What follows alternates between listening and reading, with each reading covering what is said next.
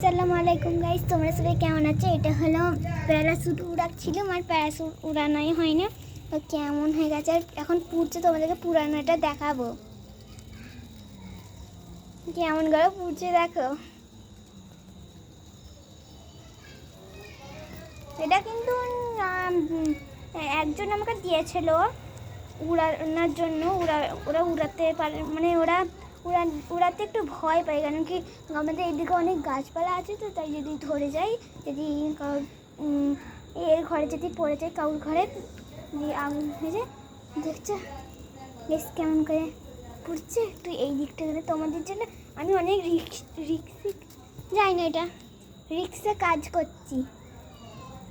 কাজে যাচ্ছি গাইস, কিন্তু আমি ফোনটাই এনে কাছে নিয়ে যাচ্ছি যে ভালো যেন দেখা হয়।